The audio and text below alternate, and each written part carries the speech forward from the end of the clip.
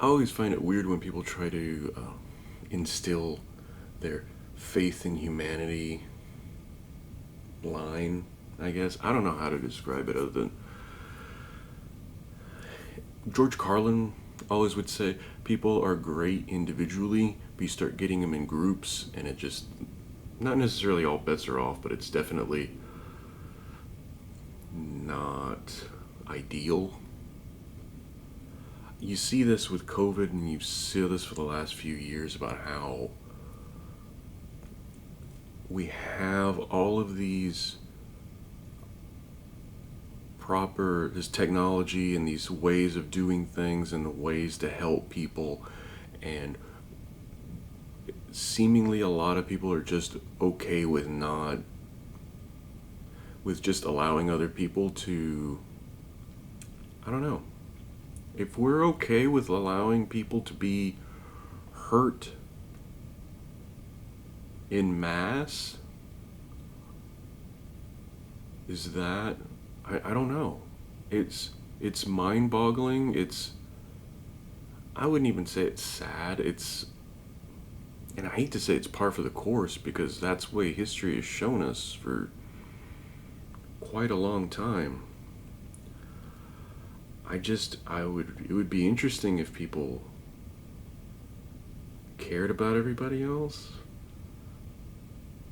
but it seems sort of far fetched, especially after you can cry about it all day that this or that, but the proof is in the actions of people over the last few years.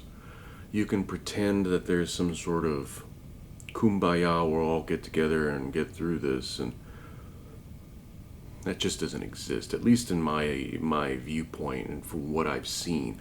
We can argue semantics all day, but I mean, look at how things have played out.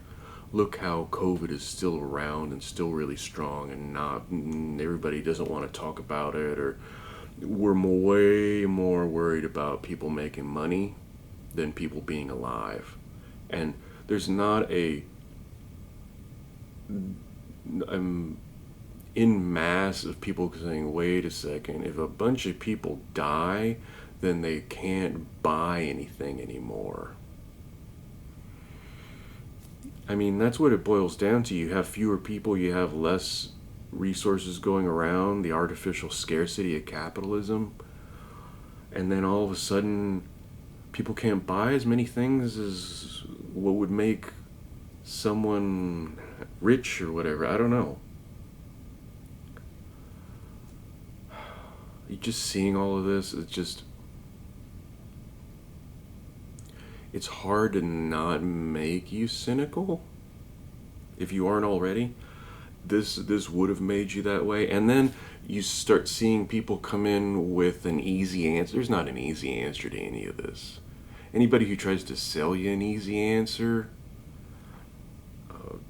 has an ulterior motive. Period.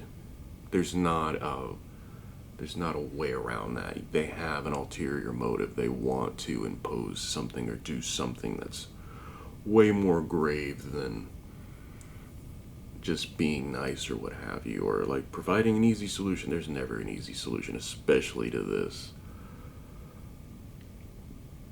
How will the next few years play out? I'm not sure. Politically, it seems really weird. Mentally, I mean, we as a country, the US, has not dealt with any of this. Because when you have that kind of just a mass problem like this, where there's just huge amounts of people that were killed by this, and it just seems like we're not going to deal with it in a proper way. Maybe, I don't know. You can't go out and bomb COVID, right? If it were something like that, then maybe. Although, when I'm filming this just before 9/11, but this will be after 9/11 happened, and like there was this sort of a kumbaya thing, but then it was all behind, all right, now let's go and blow some people up.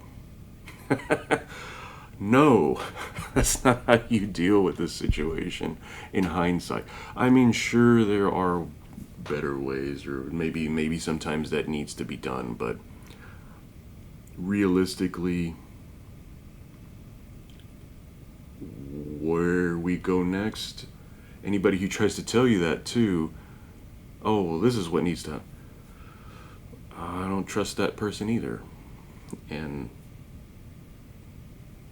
maybe that's bad that you shouldn't take somebody at their word or something like that, but I mean, these last few years have just almost wiped any of those type of social expectations off the map.